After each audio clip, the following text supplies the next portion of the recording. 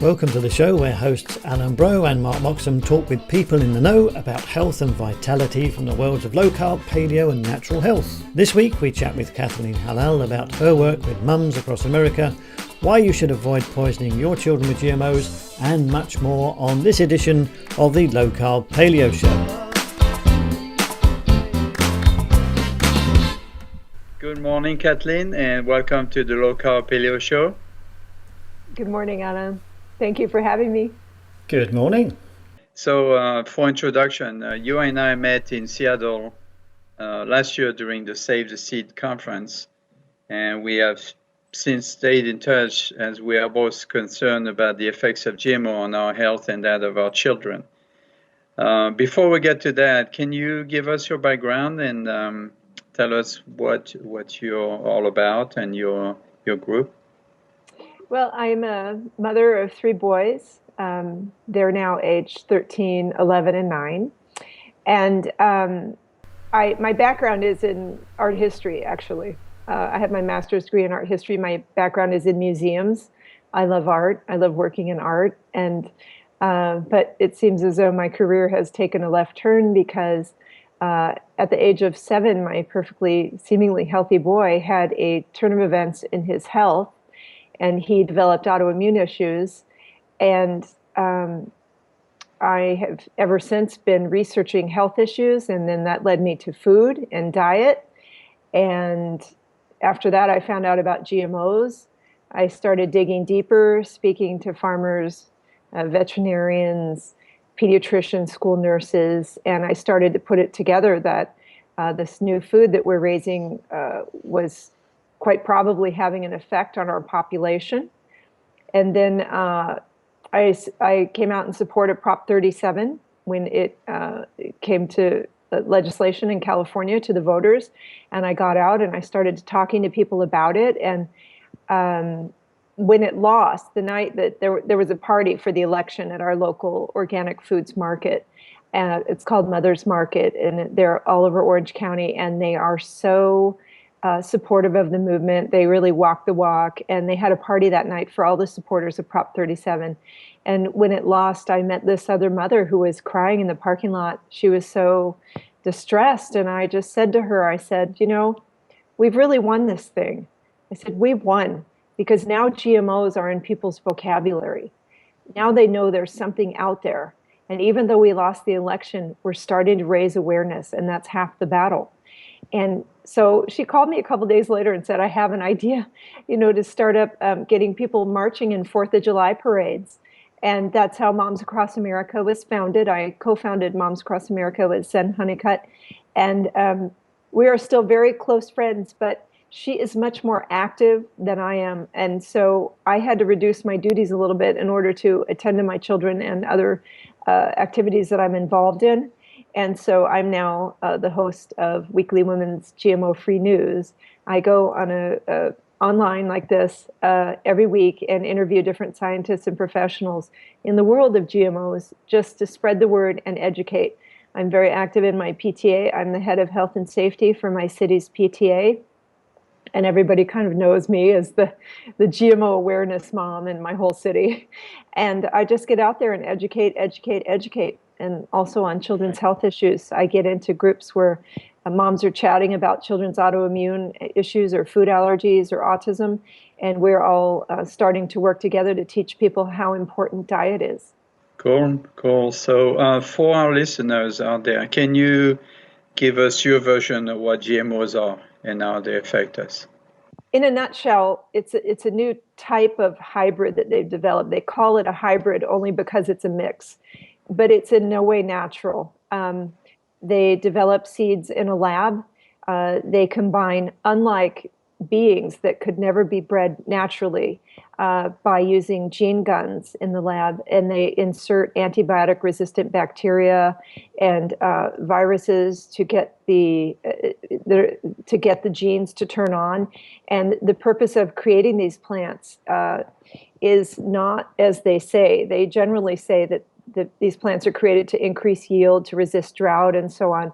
In truth, they have not been successful in any of that. The real reason these seeds are produced is they're produced by the top 6 chemical companies in the world.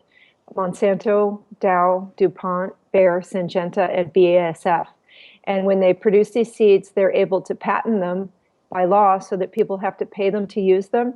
And these seeds cannot grow without their chemicals. So they incorporate insecticide inside of the seeds. They treat the seeds on the outside before they're planted with up to 5 fungicides and neonicotinoids. The seeds are brightly colored as a warning that they are toxic. They are not supposed to even be touched by the farmers that plant them. And once they're planted, they start growing, and they have these fungicides and neonicotinoids throughout the plant already, and then they're sprayed with the chemicals to which they're made to be resistant to weed killers that kill every other kind of plant. They're broad spectrum weed killers. They kill every kind of plant, but they don't kill the GMO plant, which is then raised and harvested and turned into our food. Thank you. That's a very good explanation. You and your friends and Annika, I assume that's the mom you were talking about? Yes. You founded the group Moms Across America, and it's becoming quite a political force in fight against GMOs. Can you tell us more about your group? Yes, it's a coalition of mothers who are coming together because we're discovering how important diet is to our children's health. And we're coming together to raise awareness with other moms, and we're networking, and we're speaking out to our politicians and saying, we have a voice. We have a right to know what is in our food. So Moms Across America has been doing testing for glyphosate, which is the main active ingredient in Roundup. It's not actually the most toxic, but it's the active ingredient in Roundup. And it is everywhere now. It's pervasive. They use it so much in farming. They use it around our cities. It's in the air. It's in the water. And we've been doing testing on mothers' breast milk and children's urine and family members' urine, and we found glyphosate levels in mothers and children, even who don't eat GMO foods. So it was very alarming, and the levels were much higher than they should be, according to some scientific studies, for endocrine disruption, and glyphosate has definitively been linked to lymphoma. So it's not something to mess around with. Glyphosate is not something we should be feeding our babies. And when you're breastfeeding your child, you need your breast milk to be as pure as possible. So these tests we're continuing to do them. And we are going to spread the word that this is in everyone's bodies. And we need to spread awareness.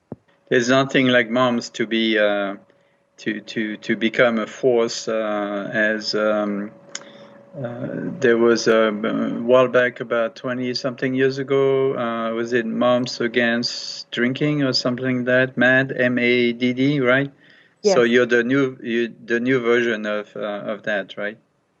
We are. I mean, we're tireless. I work 24/7 on this. I'm very busy with my children. I'm active in my community, but I don't sleep a whole lot. I am always online, reading everything I can, learning everything I can. And everywhere I go, I talk to strangers. I'm educating. I am a mama bear. I am tireless. And the chemical companies have their lobbyists, and they have their people that they pay to be online to spread, their story. But they'll never win. They will never win. We buy the groceries, and we have to take the children to the pediatrician. We are the ones charged with the health of our families. For the most part, it's the women that buy the groceries. And this is still a capitalist society, and we will not buy their products. Ask Kellogg's how they feel about us. 6 straight quarters, their shares are down thanks to GMO-free USA and Diana Reeves. General Mills is suffering. McDonald's is suffering. And this is just the beginning of a trend. I mean, we will harm them. They have to pay attention to us. I mean, they might buy off our politicians, which is how it feels right now. But they cannot buy off mothers and their love for their children. They cannot stop us. Yes, I agree. There's no messing with moms, for sure. You've been very involved with the GMO labeling issue. What do you think about Oregon's final vote result? I hear it's contested. It's very distressing because I think the number is 4,600 or 4,800 ballots have not been counted because Some people said, well, the signature is not the same as the signature when the people registered. Well, there's no way 4,600 people send in fraudulent ballots. I mean, some of these people are elderly, some of them have been ill, and they have explained that their signature might not be exactly the same. I mean, I write several checks a week. My signature is almost never the same. And but I don't think we should stop fighting for that, because I believe those ballots came from a county that is pro in general, pro labeling, and it's just not right. It's just not right. Every vote should be counted, and we're only 800 some odd votes behind. So I hope that they keep fighting. I hope they can keep fighting to get those uncounted ballots counted. But sometimes it feels as though there are a lot of forces against us in terms of the political process. Well, there's politicians bought by the corporation. There's corporations spending millions of dollars to counter, or to offer their version of GMOs, and that's what we the people have to fight against. What do you think we haven't been able to succeed to pass these labeling laws so far, besides Vermont, that is? Because they trick people. They have millions of dollars ironically, from selling so much of the pesticide that's going into our food. It's very profitable, and they have a lot of money, and they send out very deceptive information. In fact, they're lies about their products. Many people are under the misperception that the FDA has tested GMOs extensively and accepted these tests. Well, the truth is that the only tests that have been done were not done by the FDA. And the longest test ever was 90 days. And we've been eating these for years. And then they say, oh, well, the health of Americans is just fine. Look, we've been eating them for years. Well, the fact is, according to our own CDC, our health in the United States is horrible. And cancer rates are rising. Right now, it's 1 in 2 men will have cancer. 1 in 3 women will have cancer. And for me, working in the classrooms and working with children, they are not well. They have learning issues. They have behavioral issues. They have food allergies. And without exception, these children do better when their diet is cleaned up. Once their mothers or their parents learn what's going on, the kids are doing better. But the numbers of children with these health issues are skyrocketing. For anyone to say that the American public is doing just fine is just, they're crazy. My understanding is that children are getting cancer at higher and higher rates, younger and younger now. 2 of my son's classmates, the 12-year-old, 2 of his classmates have cancer. And they're both sort of rare forms. And 1 child around the corner, actually, 3 in our neighborhood. I mean, it's just not normal. We live near the ocean. Our air is fairly clean. Our parents in this community are very well educated, many university professors. Most of them have their graduate degrees, PhDs. I mean, we're not talking people that eat heavy junk food. I don't understand. I don't understand I don't know if the right word is ignorance, but the blatant ignoring of the situation by our government officials. It's really a crisis. And, healthcare costs money. And Alain, you're from France. And the thing that I find interesting is that these European countries where they have socialized medicine, probably not coincidentally, the government listens to scientists who say we should be questioning these things, and the jury's out and we're not sure they're safe. And, in Europe, you have labels and your government is more cautious. I know China is rejecting lots of shipments of different GMOs. In countries where the government has to foot the bill for the medical costs, they seem to be paying more attention to GMOs than our government. That's it. You're right. If most of European countries have socialist medicine, so since the government pays the expenses out of tax revenues, if the economy, especially when the economy slows down, they won't have as much taxes to pay out. So the whole social system is going bankrupt. And so they have to be much more cautious about their recommendation to the public, and educate them to look into prevention instead of just buying blindly like people tend to do in this country. That's right. I mean, I get discouraged. I feel as though Americans will eat anything as long as it costs $1.99, and they don't ask, how was it raised? What is in it? Why is it so inexpensive?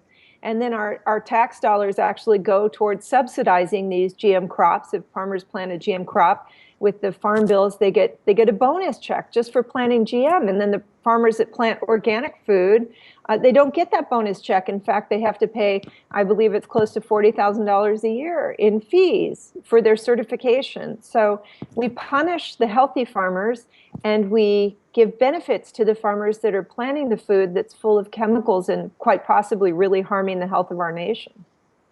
Well, as you know, the ag business is a huge business, and they have the money to, buy whatever they need to in order to get their way. So, but on the other hand, we have had a few wins. Can you tell us about those? We have had some wins. We've had wins in general awareness. Vermont has passed labeling. Colorado, the ballot initiative did not pass, but again, it was awareness. I don't know which ones you were thinking about specifically. Well, my understanding there's a part of Oregon that is banning GMOs entirely. Oh, same thing absolutely. in Hawaii. In Hawaii too, they voted to ban GMOs at all. That's correct. Well, it's interesting. I'll address those separately. In Oregon, we have two different counties, Jackson and Josephine, where they did manage to pass a ban on planting all GMO seed, which is really interesting because what sort of led to it was this company, Syngenta.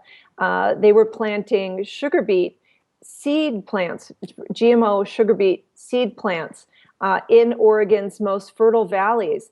And farmers became concerned about contamination of their crops from the neighboring GMO crops. And this company, Syngenta, that had gone to Oregon to plant these seed crops for the sugar beets, is a Swiss company. And they are banned in their own country, in Switzerland, from planting any GMOs.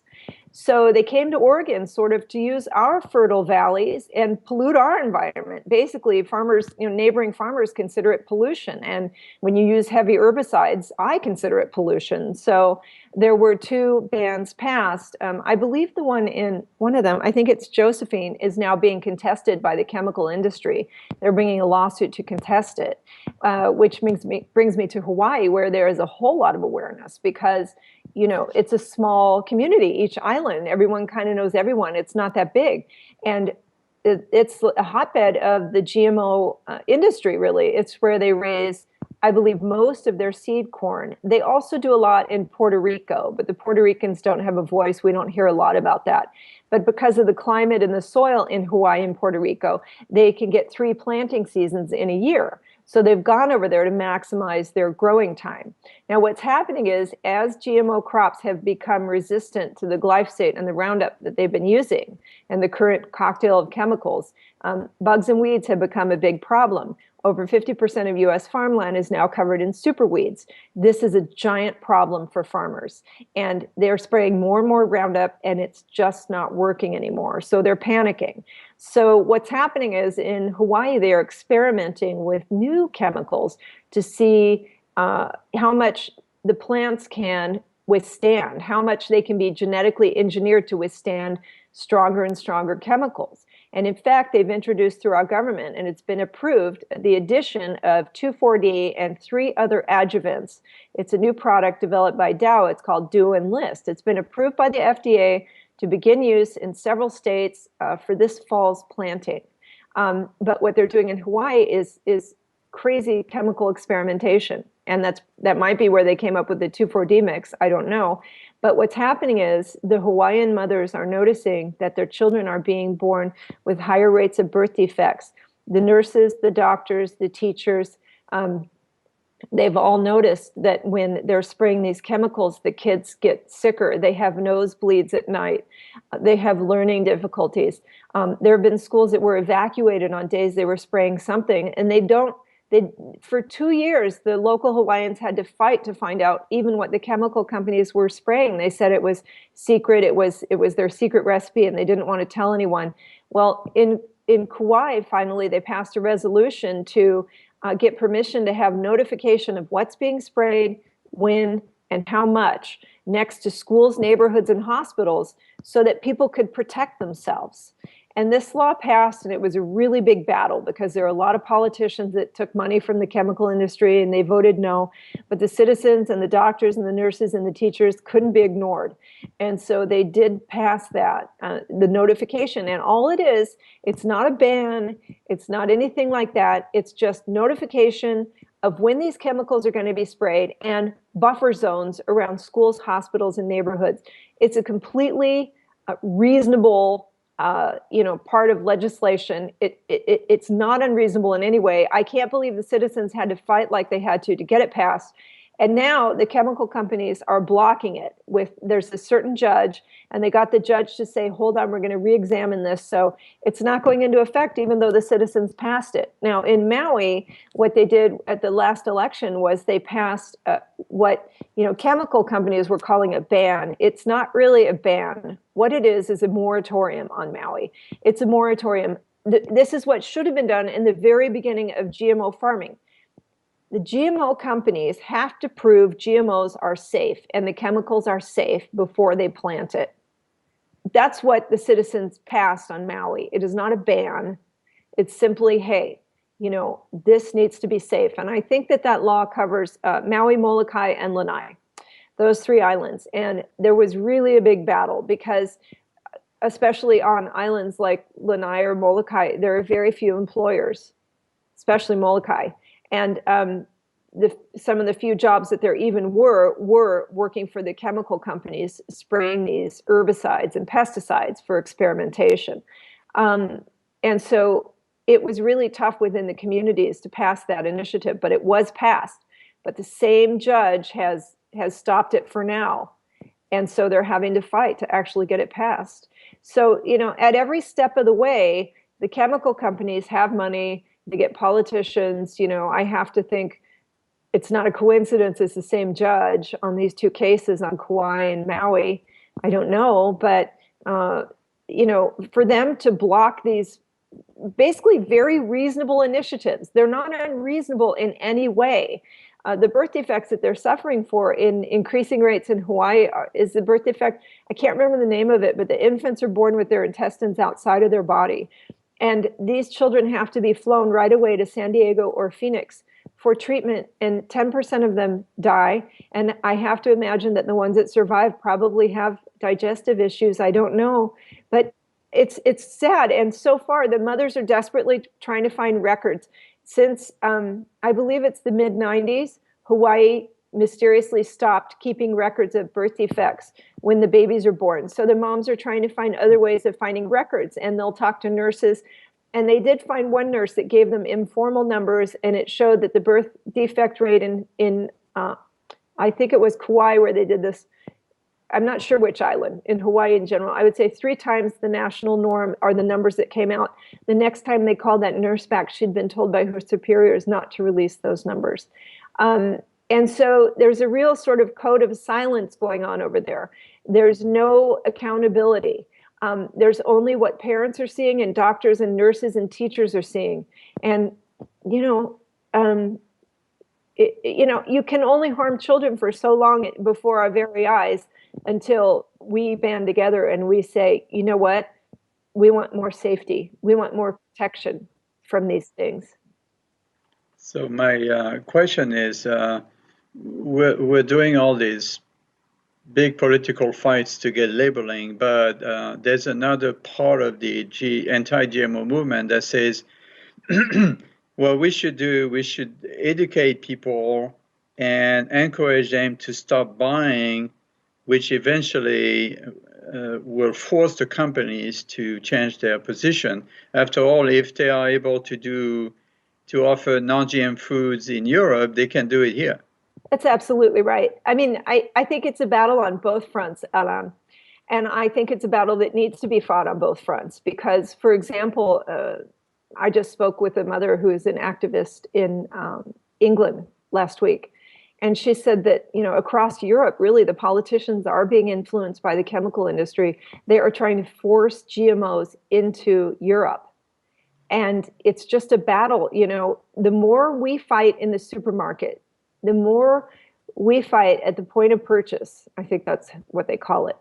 And the more we push these companies to drop GMOs with success, because our numbers are increasing, the more the politicians are being influenced by the chemical industry. They're being pushed by the chemical industry.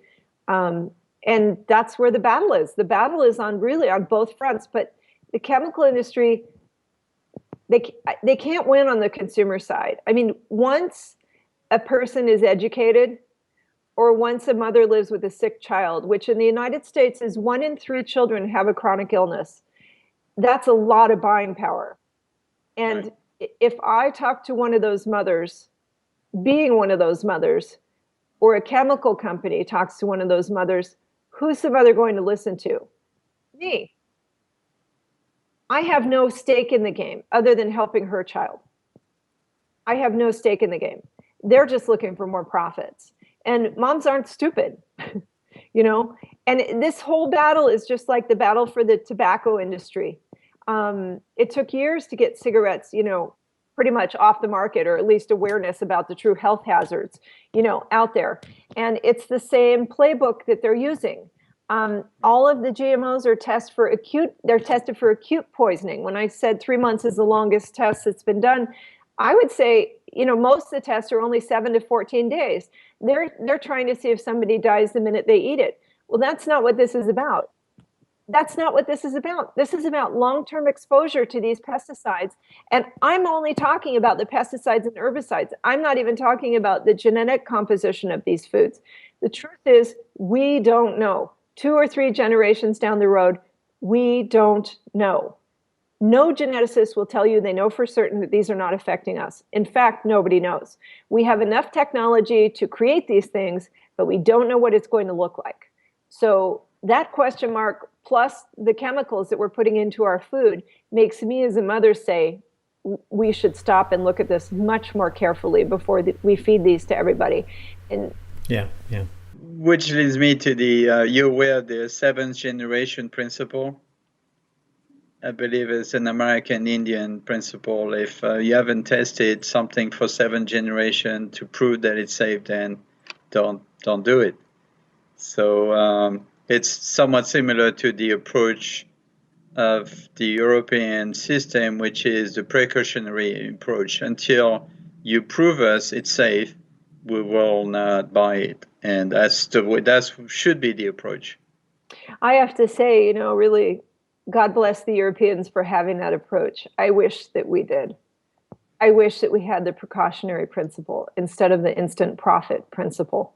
I mean, for the sake of our nation, for the sake of our children, for the sake of humanity on the planet, really, I feel like this is it's been pushed into the food supply without adequate testing.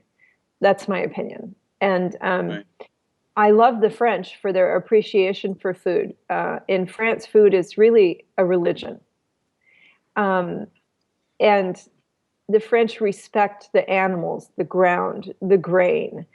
It's unreal the way they know exactly where each animal was raised. If you go to the butcher, what it was fed, probably the name of the farmer. The French still have that connection with their food. They have supermarkets, but they still have such an appreciation for the quality of their food. And I wish that Americans could get that back, because right. We do live in a great country and we do have great farmers. And it's such a shame that they're all being trained in our universities. The big ag universities, they just teach farmers GMO farming so that only our older farmers understand real farming, from the health of the soil up. And younger farmers are now starting to pick up that ball. But the big agricultural universities are largely just teaching GMO, which I call spray and go farming. It's a lazy way to farm. It's lazy, and I believe there are connections between the herbicides we are eating and our health in this nation. And I Right, think right. that it's But the ultimately, it doesn't make the farmers any richer because, as you know, as you told already, they are finding out that superbugs, nature wins the fight. Superbugs and superweed are evolving, and they have to spray 2, 3 times as much pesticide, which makes the chemical company richer, but not the farmer, and it poisons us in the process. So, my whole approach as a chef has always been don't mess with my food. And, your approach is as a mom, don't mess with my children. At which point do we make a strong enough impression that people will start to wake up to this whole issue?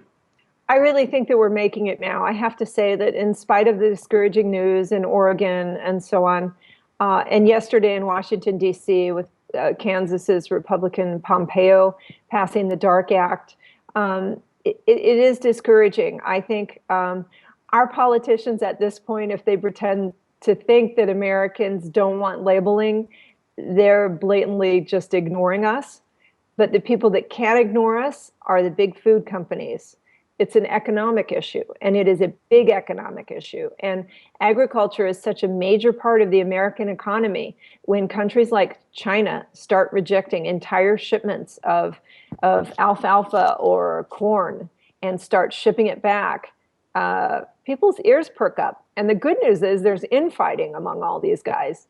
Right. Cargill is suing Syngenta. I think there are maybe 20 lawsuits against Syngenta now for this strain of GM corn that they put into our food supply because the American government, as always, said, go ahead, plant what you want. It's always a freebie.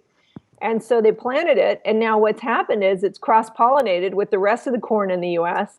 So several shipments were turned back by China because it had this strain of GM corn that China says, hey, we don't accept this. So now there are lawsuits against Syngenta by Cargill. I mean, I just love it that Cargill and Syngenta are not getting along. I think that's fabulous. Yeah, absolutely. When you have the ag industry against the food industry because they see their profits shrinking and then the lawsuits happening. So I read this morning an article that farmers in the Midwest are starting to be more and more shifting back to normal crops because not only they get $2 more per bushel, but they also realize that it doesn't cost them as much to grow the non-GMO crops than to the other ones. So there's starting to be a shift with the farmers, which of course, besides the consumer, we need to convince the farmers that it's not a good thing for their business as well. Absolutely. That is absolutely true. I went to go visit Colonel Don Huber in Idaho, and he lives in a place called the Treasure Valley. And in the Treasure Valley, they grow over 200 crops. I mean, going to his house, it was all farmland, as far as the eye could see. And I went to a meeting of farmers there, and they were saying that there was not one seed dealer in the whole valley that sold non-GMO seed. And so the farmers that for the GMO crops that wanted to get non-GMO seed, they had to get it from very far away. And the cost of trucking it in almost took away their profit. But that is changing. I mean, what happened was these GMO seed companies were very, very clever. They call themselves seed companies. They're really chemical companies. They're both. Well, what they did was they bought up all the seed stores, and they might have kept the local names on them, but they slowly pulled out all the non-GMO seed and made only GMO seed available. Also, they gave the dealers enormous bonuses to push the GMO seed. And so they got neighbors pushing one another, and the guy in town that sells the seed pushing the GMO. And the farmers have been sort of tricked. But they're discovering after years and years of growing GM crops that actually their yield has not improved. And their seed, by the time they pay for the seed, the technology fee, the seed treatment, and the chemicals, it is not more profitable for them. Something else that's helped is that grain prices have dropped. And so that's making them scratch their heads and notice, well, let me do the math here. And they're starting to figure out that they've been tricked and that non-GM crops actually are better for the soil and more profitable. So again, it's economics pushing this market in the correct direction. So not only that, but those genetically engineered seeds are sterile. They cannot be replanted the following year, which forces the farmers to keep on buying the seeds from the seed companies, which is, again, good for the seed companies, but not good for the farmer. That's exactly right. Just like traditional farming, they've been doing it for thousands of years, saving their seed. And now all of a sudden they can't do that. And it is enforced. And for these poor farmers that have been planting GM crops, they've signed these contracts. And now for life, these GM companies can come on their land. And if they find one sprout that's GM, they could sue the farmer for probably everything they've got. And these farmers don't have a lot of money. But some of them are making the switch. It's just that it takes time and it takes a lot of effort to switch back to non-GM, especially those that have not been trained in traditional farming methods, that only know how to spray and go. They don't know the traditional farming methods, but they're having to relearn because due to super weeds, super pests, and just a drop in yield because the soil's not as healthy. I mean, you can dump as many chemical fertilizers on that land as you want, which incidentally the chemical companies also sell. You can put more and more, but still the yields are not improving for a lot of these farmers. And they're saying, well, we don't really get it. We were promised this was the latest and greatest, but they're actually discovering all of these things. They can make more money and their fields are healthier if they plant non-GM seed. Right. They are figuring it out. But this is starting to change slowly. The younger farmers are starting to realize they have no future by growing genetically engineered. So there's a new, pardon the pun, there's a new crop of farmers that are looking into sustainability, organic. They're learning how to keep the soil healthy, which this chemical agriculture is killing the soil. And the soil quality is very important for the quality of the products that they will sell. And they also see the market, fading away from under them. So they realize that to do the right thing and to continue to live on their farms, they will have to revive the old-fashioned way of growing their food. That's right. And something that we need to be very clear about in our message as mothers is not that this is sort of mothers against farmers, not in any way. We love farmers. We appreciate farmers for giving us nourishment for our children. But as awareness grows and because our children are not well by and large, we as mothers have to do something. And actually, what we are doing is appealing to the farmers to please look very carefully at this system and really examine whether it's a better process or not.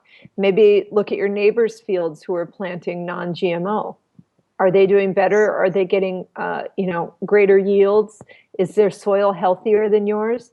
And we appeal to farmers to please, we know you're caring for our population. We know you're in your profession because you love caring for people. And, as mothers, that's our job too, right? So as a mom speaking to a farmer that might be listening, what's your message? My message is to please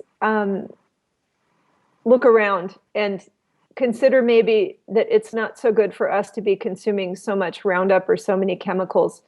Maybe it's not as safe as they've told you. And maybe long-term, we're seeing damage to all living organisms from the bacteria in the soil, the nutrients in the soil are being pulled out. And so, that goes on up the food chain. And maybe there's a link between that lack of minerals and lack of nutrition and lack of good bacteria and the health in our children's bodies and in our own bodies. It's all connected. And I ask you to please look and consider and do the math and see what it would cost to plant non-GMO crops, because that's what we want to buy from you. Thank you. Thank you. I've noticed that as a group, moms across America are switching a little bit away from GMOs, more into glyphosate and the effects it has on our health. Can you tell us more about this? It's true. When we started out, we wanted labeling and that was it. But the more research we've done with doctors and scientists, there's a new study that I got today from Dr. Monica Kruger over in Germany. She's been studying gut bacteria and the effects of Roundup on gut bacteria, or glyphosate on gut bacteria. I can send you that study so you can post it on your website.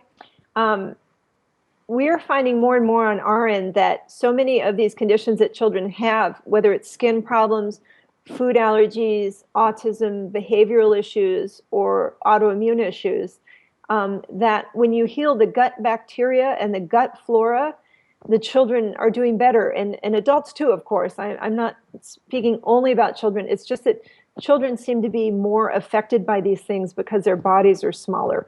Adults are having these issues too, but digestive issues really clear up when we start paying attention to the gut flora. And these scientific studies that are linking glyphosate to killing off gut flora and disturbing the balance of gut flora tells us that we really need to avoid glyphosate. And even in a lot of non-GMO products, the foods are sprayed with glyphosate before harvest as a part of a process that they call dry down, or as desiccant. It kind of speeds up the readiness of the plant for harvest. They spray it on wheat, all grains, sugarcane, legumes, sometimes melons. And so we're ending up consuming Roundup or glyphosate, even though we're not eating GMO products.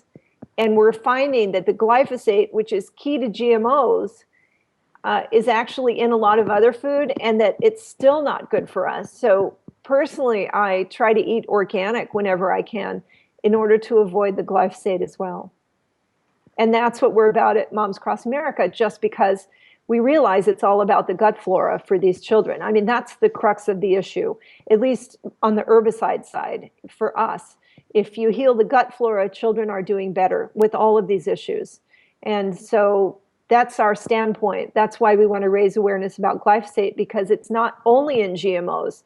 It's heavily used in GMOs, of course. Glyphosate and also glufosinate, which is on Liberty Link crops. But most of it is glyphosate, and that's out there in the GMO crops. And we want to raise awareness that there's also glyphosate being used on crops that are not GMO as well. Well, one of its point is that it is an antibiotic, so it kills all bacteria inside the soil and inside our gut. So that seems to make perfect sense that it will damage us. Getting into it a little more deeply, I touched on it in the beginning. When they create the GMOs, they have to create them with an antibiotic-resistant bacteria that they develop specifically, and they use it as a marker in these seeds to see whether the genes took, whether it's going to work. They use a marker, and that's antibiotic resistance that they put right into the seed, right at the moment of germination. You're dealing with, lab-manufactured antibiotic resistance in the genes of this food. And then we're spraying Roundup on everything, or glyphosate, which is an antibiotic. It's patented as an antibiotic. For years they denied that it was, but it is. And so, we have such a major problem with antibiotic resistance. Almost, I think it's 80% of all antibiotics that are produced go into farming, and mostly meat production. So we're just getting antibiotics all over the place. And then we're dealing with foods that have antibiotic resistance inserted into them. It just makes me wonder if this is all a good idea. I don't think so. I think our immunity is at risk as a society.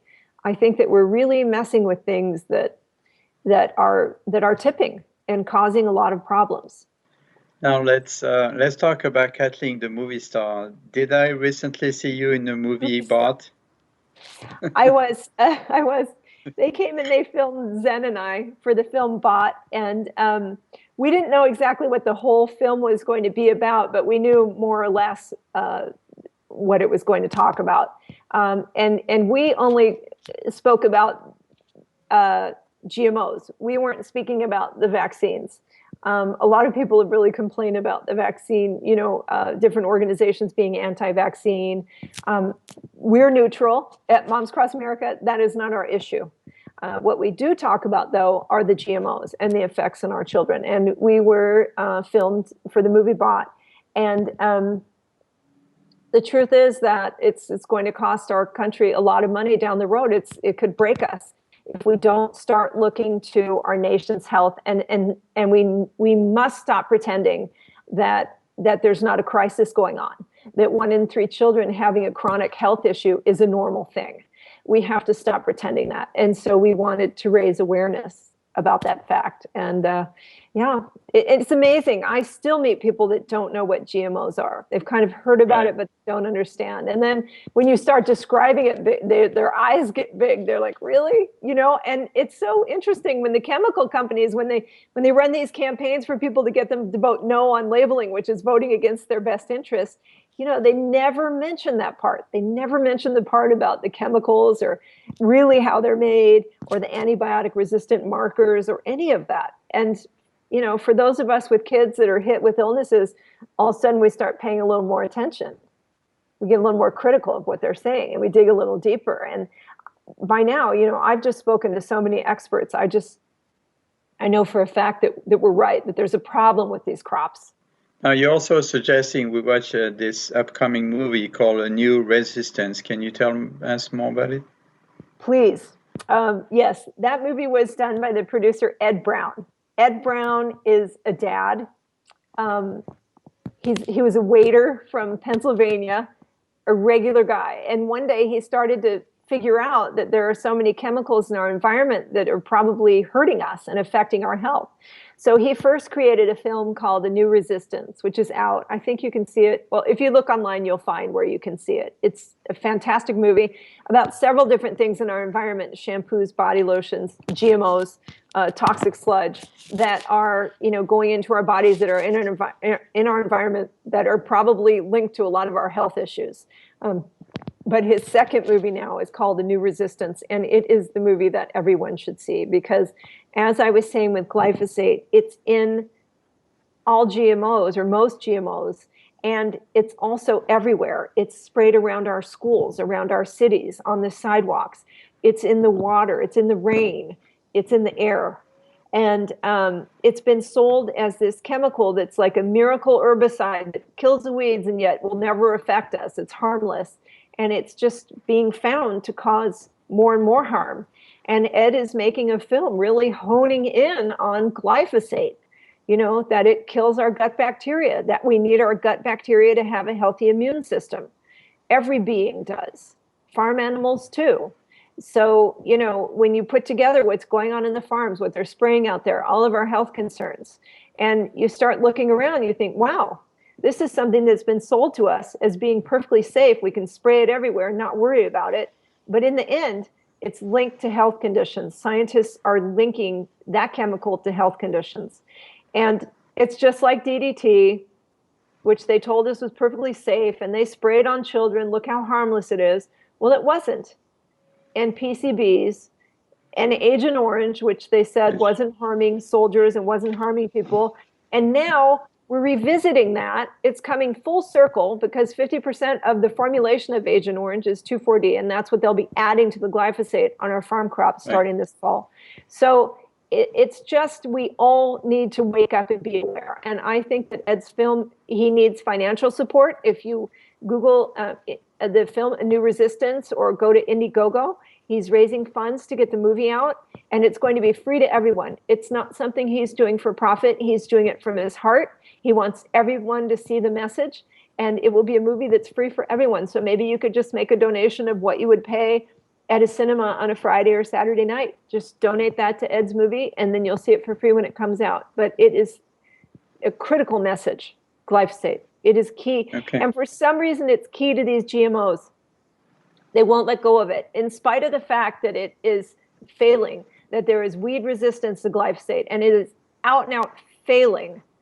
They won't let go of it within the formulation, within the new formulation of GMO crops. They're just adding more chemicals to it. And I don't know exactly what that's about, but there's something there. But the glyphosate is something they will not let go of, and it's being sprayed more and more in copious amounts in our environment, on our food, and we need to be aware of it. Every person needs to be aware of it. My approach, my impression is that those companies approached it as a war, literally against nature, and so they do something, it doesn't work. Let's try something stronger, and we'll win the war eventually. Well, if that's going to lead to all of us being poisoned in the process, I don't think there's a war worth fighting for. That's exactly right. I mean, the origin of all these farm chemicals, as I'm sure you know, is from war. World War I and World War II.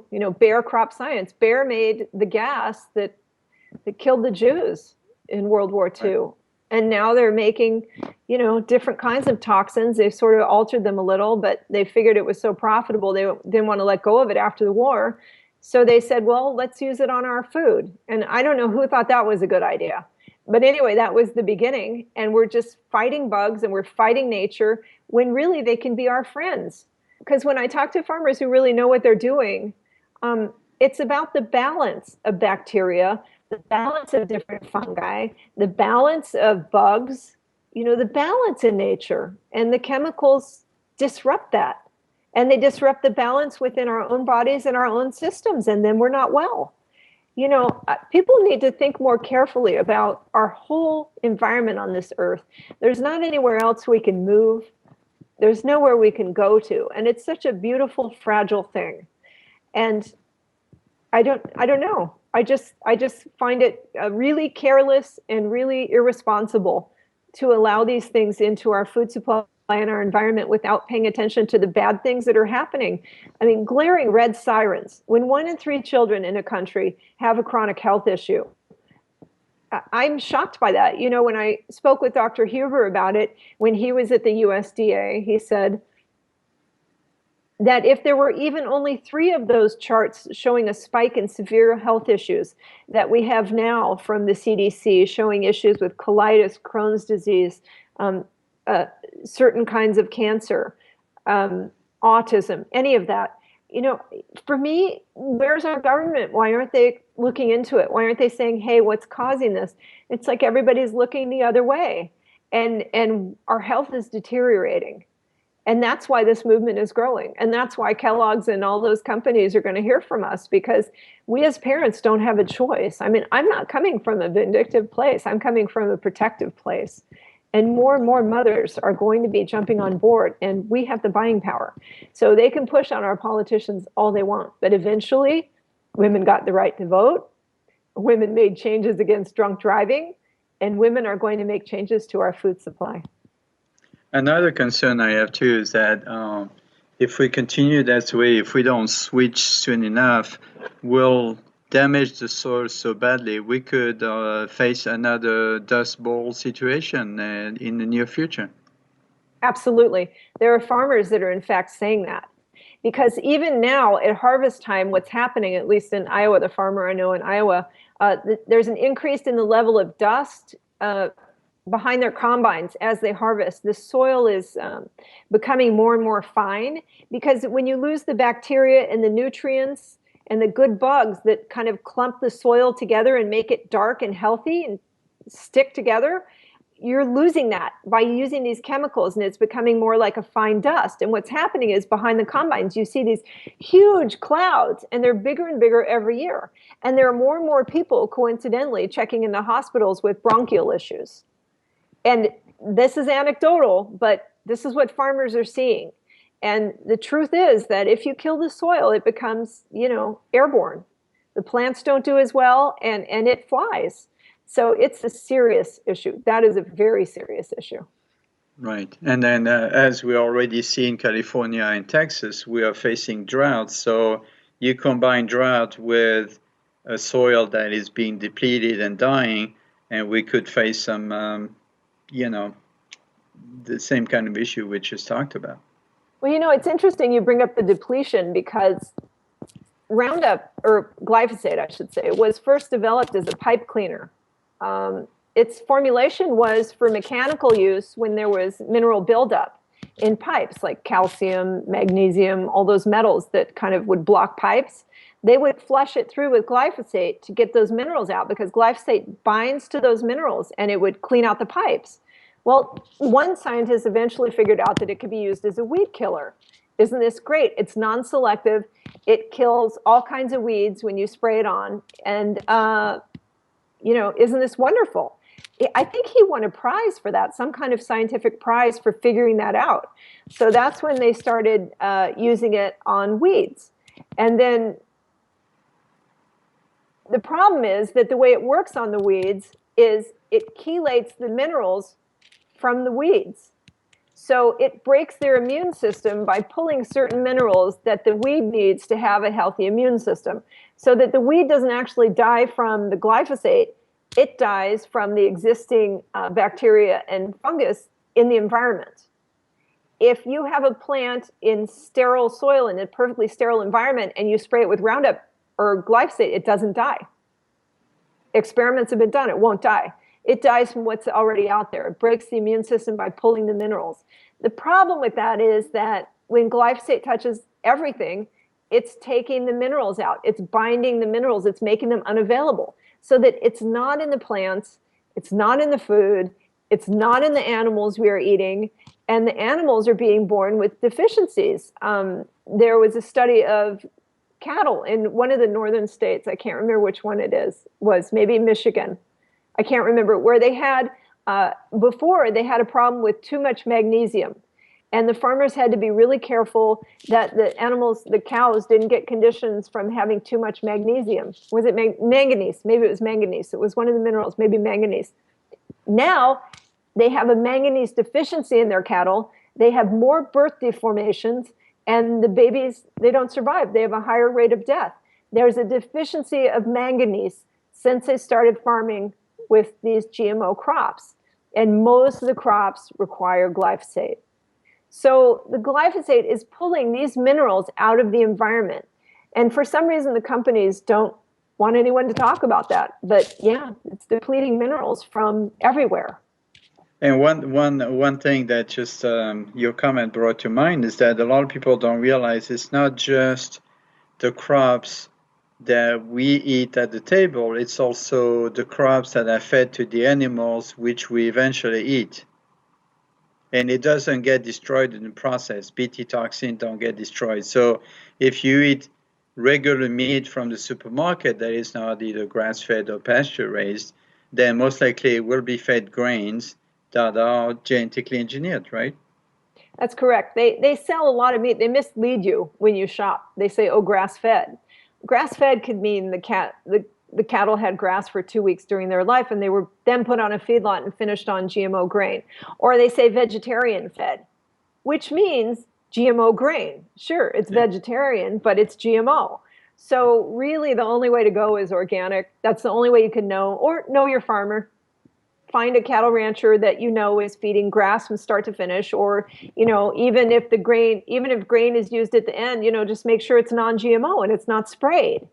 So, either know your farmer or buy organic. That's what I recommend. There's obviously some positive to this whole issue. Things are starting to change, but it seems that the GMO issue will be the biggest food issue for the near future. What's your impression on that? I know it's the biggest issue for my future. I mean, it's something that can't be ignored. I think that the movement is only growing. Awareness is only growing. People are starting to notice that their families aren't that well. My son has friends, they have diabetes, they have different health issues. And those parents, when I talk to them, their eyes get big, but they listen because everybody wants to help all these people who have health conditions. So as long as health conditions are here to stay and are increasing, then awareness will also increase.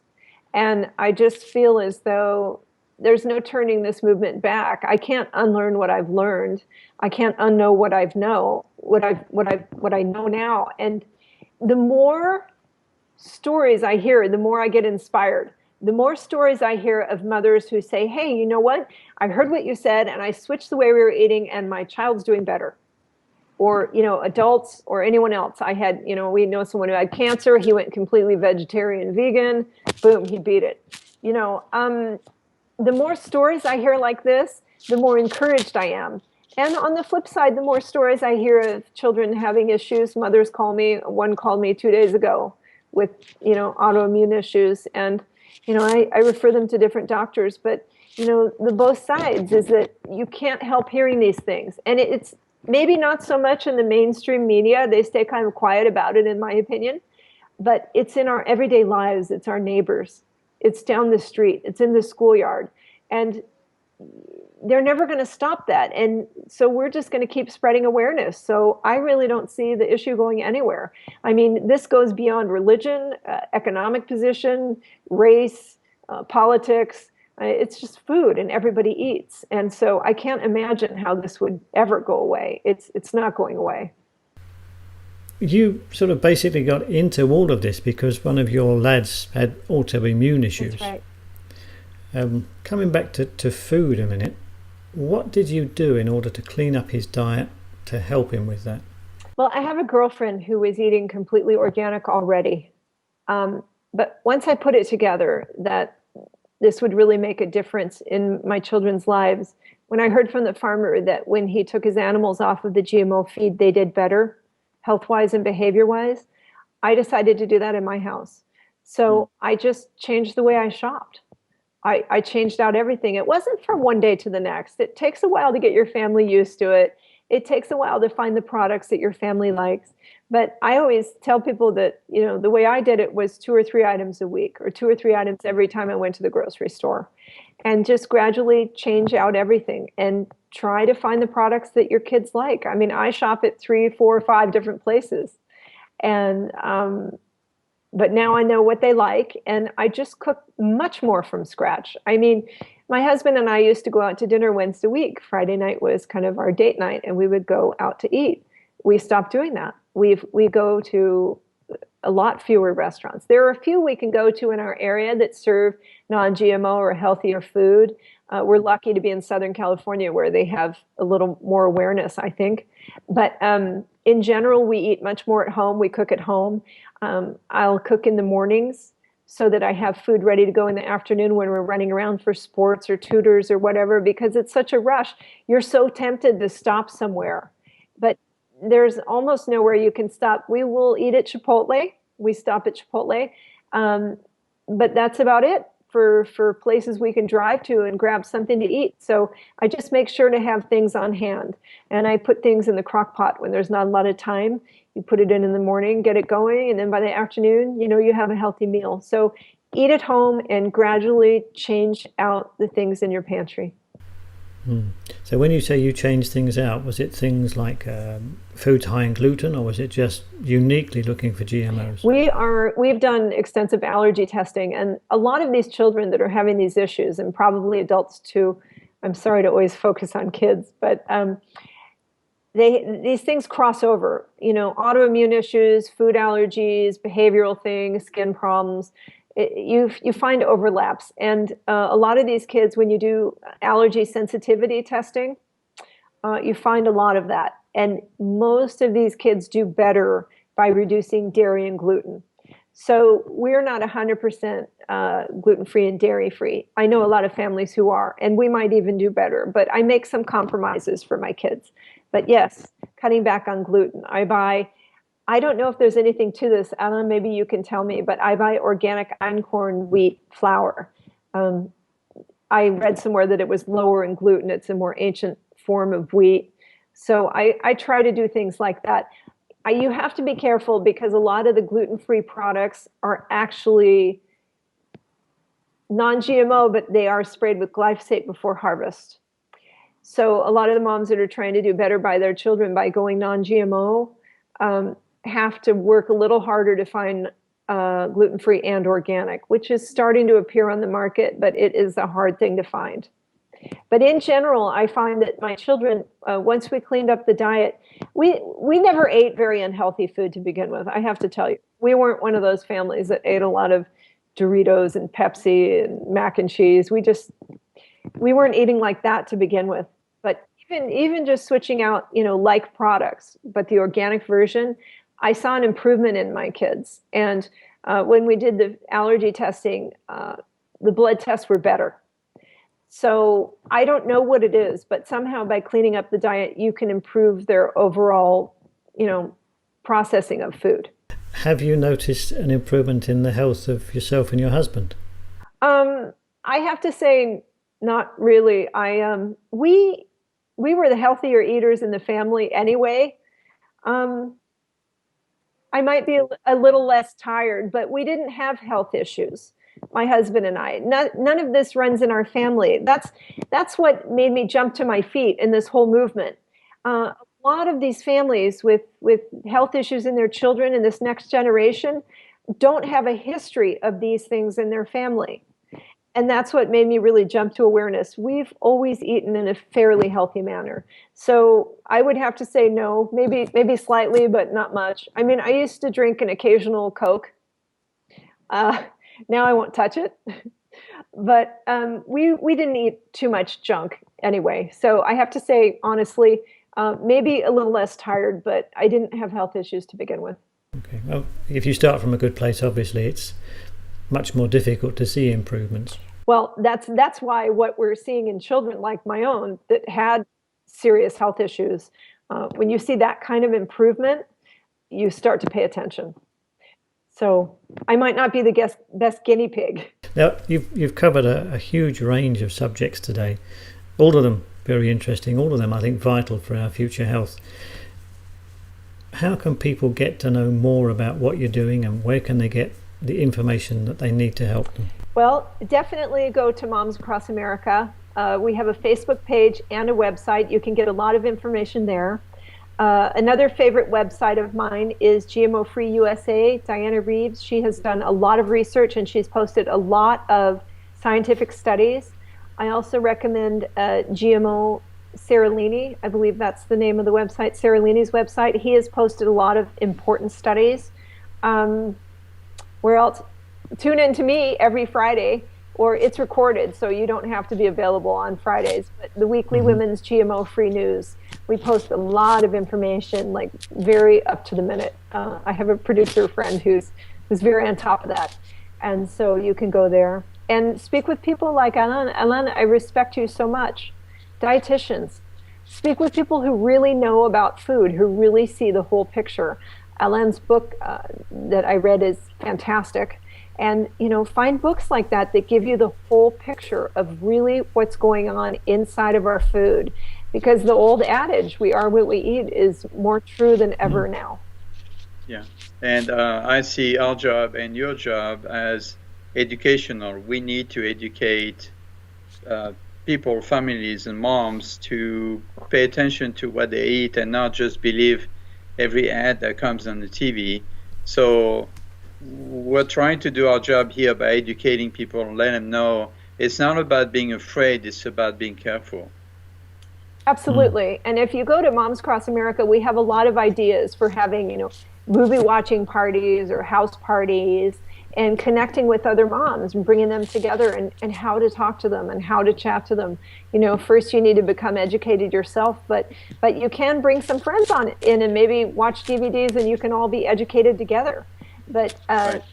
Be aware, and once you start looking, you will find more and more information. But don't be discouraged. Really, what we are saying and what we have found is scientifically backed. And, they like to say that there's no science proving any damage to people's health or to animals' health from these products, but that's not true.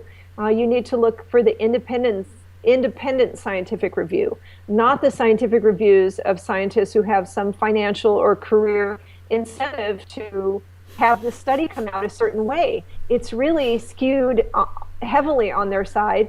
But if you go to places like the Consumer Reports, Union of Concerned Scientists, or if you go to the study Failure to Yield, you will start to find lots of scientists who say there are problems with these crops and we need further investigation. And if if you're a mother like me, or you read the testimonials on our website at Moms Across America, we have close to 2,000 stories now of mothers who've written in who've said, we listened to what you said, we changed our family's diet, and these are the health conditions we have that have improved. I mean, that's not by accident. After a while, it's not anecdotal anymore. And so you need to do a lot of homework, though. You won't find a lot of this information in the mainstream media. So how many moms do you have on the Facebook page now? Oh my gosh, Alain, I'm so sorry. I don't have that number off the top of my head. I know this week that it grew by, I think, 125%. They give you the weekly reports and all the lights are green and all the numbers are green. And I didn't really pay attention this week. I don't pay that much attention because I know it's growing. The numbers are only increasing. It's not like this is an optional trend that all of a sudden you don't need to pay attention to what you're eating anymore. It's pretty much a permanent thing. As of now, you have 18,721 likes on your page. By the way, so that there's no confusion, dads are also accepted on Moms Across America, right? Absolutely. Dads, grandmas, grandpas. I mean, we have all family members in our parades on the 4th of July. We have dogs, kids in strollers. Everybody is welcome. You don't have to be a mom. It's just we're leading the march, but we welcome dads. We have a lot of dads who are members. Okay, well, thank you again, Kathleen, for being on the Low Carb Paleo show. And as we say in Texas, à votre santé, y'all. Thank you. Thank you very much for having me as your guest. Absolutely. It's been a pleasure.